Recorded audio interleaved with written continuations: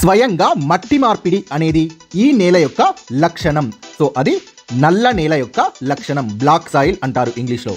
భూమిలోని రాతి పొరల మధ్య చేరిన నీటి పొరను ఇలా అంటారు, అక్విఫర్ అని అంటారు.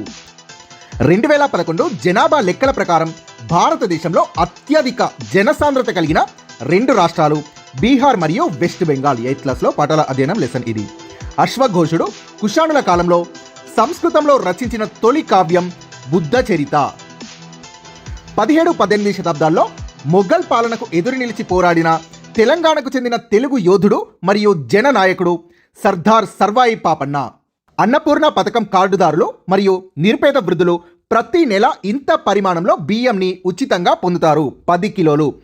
భారత్లో ప్రసిద్ధి చెందిన ప్రాచీన స్తూపాల్లో ఒకటైన ఈ స్తూపం మనం పైకి ఆకాశాన్ని చూసినప్పుడు కనిపించే ఆకారంలో పెద్ద అర్ధగోళాకార గుమ్మటాన్ని కలిగి ఉంటుంది. సో భారత్లోని ప్రసిద్ధి చెందిన ప్రాచీన స్తూపాల్లో ఒకటైన ఈ స్తూపం మనం పైకి ఆకాశాన్ని చూసినప్పుడు కనిపించే ఆకారంలో పెద్ద అర్ధగోళాకార గుమ్మటాన్ని కలిగి ఉంటుంది. అది సాంచి స్తూపం.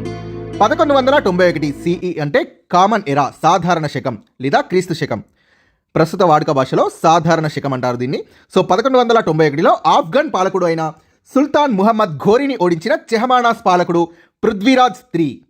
కింది వాటిలో కేంద్ర జాబితా, రాష్ట్ర జాబితా మరియు ఉమ్మడి జాబితా అనే 3 జాబితాల్లో దేని కిందకు రాని అంశాన్ని గుర్తించండి. సో అది కంప్యూటర్ సాఫ్ట్వేర్ అనేది వీటి కిందికి రాదు. క్రీస్తు పూర్వం 6వ శతాబ్దంలో మగధ మహాజనపదాన్ని పాలించిన మొదటి పాలకుడు బింబిసారుడు. 6th క్లాస్ ఇది.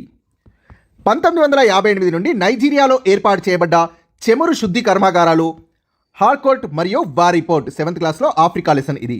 శతాబ్దాలుగా దక్షిణ భారతదేశంలో ముఖ్యంగా తమిళనాడులోని దేవాలయాల్లో మరియు రాజదర్బారుల్లో ఈ నృత్య రూపాన్ని దేవదాసీలు ప్రదర్శించేవారు. అది సదిర్ నృత్య రూపం. కింది వాటిలో ఏ వ్యాఖ్య కరువు రావడానికి గల కారణాన్ని బాగా వివరిస్తుంది? సో చాలా సంవత్సరాలుగా చాలా తక్కువ వర్షపాతం కురవడం.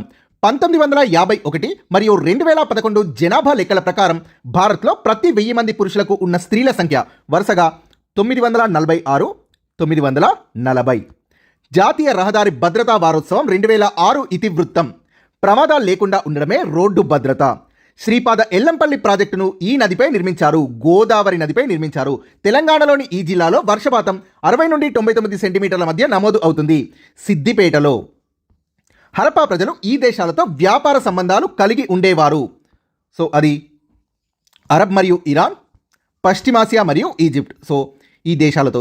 సో దీనికి మల్టిపుల్ ఆన్సర్. సో ఫస్ట్ మరియు థర్డ్ ఈ 2 కూడా కరెక్ట్ అవ్వడం వల్ల ఈ రెండిట్లో ఏ ఆప్షన్ టిక్ చేసినా కూడా ఆన్సర్ అనేది, సో ఒక మార్క్ అనేది యాడ్ కావడం జరిగింది. మల్లా మహాజనపద రాజధాని నగరం కుషీనగరం. శ్రీకాళహస్తి ప్రాంతంలో నివసించిన వేటా సేకరణ ఆధారిత సమాజం వాళ్ళ జీవన శైలిని, మత విశ్వాసాలని గురించి క్రీస్తు శకం 12వ శతాబ్దం నాటి ఈ పురాణం వివరిస్తుంది. సో పెరియ పురాణం, క్రీస్తు శకం 12వ శతాబ్దం నాటి పెరియ పురాణం శ్రీకాళహస్తి ప్రాంతంలో నివసించిన వేటా సేకరణ ఆధారిత సమాజం యొక్క జీవన శైలిని, మత విశ్వాసాల గురించి వివరిస్తుంది. షాజహాన్ పాలనలో నిర్మించిన 40 స్తంభాల మందిరాలను ఇలా కూడా పిలుస్తారు.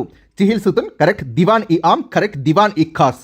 సో ఈ 3 కూడా కరెక్టే. సో దీంట్లో ఏది టిక్ చేసినా కూడా ఒక మార్క్ అనేది యాడ్ అయింది. విష్ణువుని స్తుతిస్తూ ఆల్వార్లు పాడిన భక్తి గీతాలను ఇలా పిలుస్తారు, పాశురాలు అని పిలుస్తారు. భారత రాజ్యాంగ సభలో మాట్లాడిన ప్రతి మాటను నమోదు చేసి భద్రపరచబడుతుంది. వీటిని ఇలా అంటారు, రాజ్యాంగ సభ చర్చలు అని అంటారు. బిరుదుల రద్దు భారత రాజ్యాంగంలో ఈ కింది ఆర్టికల్లో పొందుపరచబడింది. అది ఆర్టికల్ 18. కింది వాటిలో అంతరించిపోయే ప్రమాదం ఉన్న సంచార జాతుల్ని గుర్తించిన బొమ్మల పుస్తకం బిఫోర్ దే పాస్ అవే. 20 డిగ్రీల పశ్చిమ రేఖాంశం వద్ద ఉన్న ఎక్స్ నగరం యొక్క స్థానిక సమయం ఉదయం 10 గంటలు అయితే 40 డిగ్రీల తూర్పు రేఖాంశం వద్ద ఉన్న వై నగరం యొక్క స్థానిక సమయం. సో పశ్చిమం నుండి తూర్పుకి అడుగుతున్నాడు. సో అలాంటప్పుడు ఈ 2 కూడా కలపాలి. తూర్పుకి వెళ్తే సో మొత్తం 60 డిగ్రీలు అవుతుంది. ఆఫ్టర్నూన్ 2 PM అవుతుంది. 40 డిగ్రీల తూర్పు రేఖాంశం వద్ద 2 PM అవుతుంది. భూగోళ శాస్త్రవేత్తలు చేసిన అధ్యయనం ప్రకారం గాలి మరియు నీటి వల్ల రూపొందే భూస్వరూపాలని ఈ విధంగా పిలుస్తారు, 3వ శ్రేణి భూస్వరూపాలు అని పిలుస్తారు. ఉప ఉష్ణమండల అధిక పీడన మేఖలల నుండి భూమధ్య రేఖ అల్పపీడన మేఖల వైపు వీచే ప్రపంచ పవనాలను ఇలా అంటారు, వ్యాపార పవనాలు అంటారు. ఈ అడవులు ఎక్కువగా సముద్ర తీరంలో, ఇసుక బీచ్లలో, చిత్తడి నేలల్లో మరియు అలల ప్రభావానికి గురైన భూముల్లో ఎక్కువగా పెరుగుతాయి. అవి మడ అడవులు. సో 8th క్లాస్లో అడవులు అనే లెసన్ ఇది. జాతక కథలు అంటే గౌతమ బుద్ధుడి గత జన్మను వివరించే పురాతన భారతీయ కథల సంకలనం. కింది వారిలో ఒకరు ఆల్వార్లలో ముఖ్యమైన వారు కాదు. సో మాణిక్య వాసకర్ ఆల్వార్లలో ముఖ్యమైన వారు కాదు. సో ఆల్వార్ కాదు, మిగిలిన వాళ్ళు ఆల్వార్లు. పెరియాల్వార్, నమ్మాల్వార్, ఆండాల్. రాణి రుద్రమదేవి చందుపట్లలో వీరితో జరిగిన యుద్ధంలో ప్రాణాలు కోల్పోయింది. కాయస్థ అంబదేవుడితో జరిగిన యుద్ధంలో ప్రాణాలు కోల్పోయింది చందుపట్లలో. భారత రాజ్యాంగంలోని ఆర్టికల్ 356లోని నిబంధనల ప్రకారం వీరి సలహాని అనుసరించి రాష్ట్రపతి రాష్ట్ర ప్రభుత్వాన్ని రద్దు చేసి గవర్నర్ని రాష్ట్ర పాలనని చేపట్టమని ఆదేశించవచ్చు. సో ప్రధానమంత్రి నేతృత్వంలోని కేంద్ర మంత్రిమండలి సలహాను అనుసరించి రాష్ట్రపతి రాష్ట్ర ప్రభుత్వాన్ని రద్దు చేసి గవర్నర్ని రాష్ట్ర పాలన చేపట్టమని ఆదేశించవచ్చు. శ్రీకృష్ణ దేవరాయల కాలంలో విజయనగర సామ్రాజ్యాన్ని సందర్శించిన పోర్చుగీస్ యాత్రికుడు డొమింగో పేస్ కిగల్ జప్త్ రెవెన్యూ వ్యవస్థ యొక్క ముఖ్య లక్షణాన్ని గుర్తించండి. భూమిని జాగ్రత్తగా సర్వే చేసి సగటు ఉత్పత్తి ఆధారంగా ఆదాయాన్ని నిర్ణయించడం. భారత రాజ్యాంగాన్ని రూపొందించడానికి ఆగస్టు 29, 1947న ఈ కమిటీ ఏర్పాటు చేయబడింది. ముసాయిదా కమిటీ ఏర్పాటు చేయబడింది. తెలంగాణ రాష్ట్రంలోని ఈ జిల్లాలో బొగతా జలపాతాలు ఉన్నాయి. ములుగు జిల్లాలో బొగతా జలపాతం ఉంది. సో ఇది 6th క్లాస్ లెసన్. 1853 మరియు 83 మధ్య కాలంలో అసఫ్జాహీ వంశపాలకుల ప్రధానమంత్రి దివాన్ సర్ సాలార్ జంగ్. చోళ శాసనం ప్రకారం బ్రహ్మదేయ దీన్ని సూచిస్తుంది. బ్రాహ్మణులకు దానం చేసిన భూమిని సూచిస్తుంది. అంతర్జాతీయ దినరేఖ అనేది భూగోళంపై ఉన్న ఒక ఊహాత్మక రేఖ. ఒక క్యాలెండర్ రోజుని మరొక క్యాలెండర్ రోజు నుండి వేరు చేస్తుంది. ఆఫ్రికాలో అధిక వర్షపాతం కలిగి ఉన్న ప్రాంతాలని గుర్తించండి. ఆఫ్రికాలోని మధ్య మరియు పశ్చిమ భాగాల్లో అధిక వర్షపాతం కలిగి ఉంటుంది. సో ఇది ఆఫ్రికా లెసన్ 7th క్లాస్. ప్రపంచవ్యాప్తంగా ఈ 2 తేదీల్లో పగలు మరియు రాత్రి 2 కూడా సమానంగా ఉంటాయి. అది మార్చి 21 మరియు సెప్టెంబర్ 23. సో 1929 నుండి నల్గొండ, పిల్లలమర్రి, కరీంనగర్ మరియు ఇతర ప్రదేశాల్లో పటేళ్లు, పట్వారీలు, దేశ్ముఖ్లు మరియు వివిధ రెవెన్యూ మరియు పోలీస్ అధికారులు చేస్తున్న దోపిడీని నిరోధించడానికి ఈ సంస్థలు స్థాపించబడ్డాయి. రైతు సంఘాలు స్థాపించబడ్డాయి. సో ఇది 8th క్లాస్ లెసన్. కనీసం 25 సంవత్సరాల వయస్సు ఉన్న వ్యక్తి మాత్రమే ఈ సభలకు సభ్యుడిగా ఎన్నిక కావడానికి ఎన్నికల్లో పోటీ చేయొచ్చు. లోక్సభ మరియు రాష్ట్ర శాసనసభ ఎన్నికల్లో పోటీ చేయాలంటే కనీసం 25 సంవత్సరాల వయస్సు ఉండాలి. కేంద్ర మంత్రిమండలిని పార్లమెంటు సభ్యుల నుండి ఎన్నుకుంటారు మరియు ఈ మంత్రులు, ఈ ఎన్నుకోబడ్డ మంత్రులు సమిష్టిగా దీనికి బాధ్యతని వహిస్తారు. లోక్సభకి మాత్రమే బాధ్యత వహిస్తారు. యూరోపియన్ దేశాల వలస రాజ్యం కిందికి రాని 2 ఆఫ్రికన్ దేశాలని గుర్తించండి. ఇథియోపియా మరియు లైబీరియా అనే ఈ 2 కూడా యూరోపియన్ వలస రాజ్యంలో ఎప్పుడూ కూడా లేవు. ఐక్య రాజ్యసమితి బాలల హక్కుల సమావేశం United nations convention on the rights of child 1989 ప్రకారం కింది వాటిలో ఒకటి బాలల హక్కు కాదు. సో అది తరగతి గదిలో మానిటర్గా ఎన్నికల్లో పోటీ చేసే హక్కు అనేది బాలల హక్కు కాదు. మిగిలినవన్నీ కూడా బాలల హక్కులు.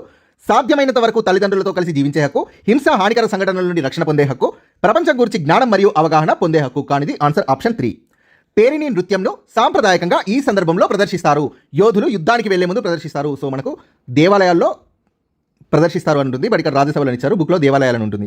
సో 1668లో ఫ్రెంచ్ వారు భారత్లోకి ప్రవేశించి ఈ ప్రాంతంలో తమ మొదటి వాణిజ్య కేంద్రాన్ని స్థాపించారు, సూరత్లో.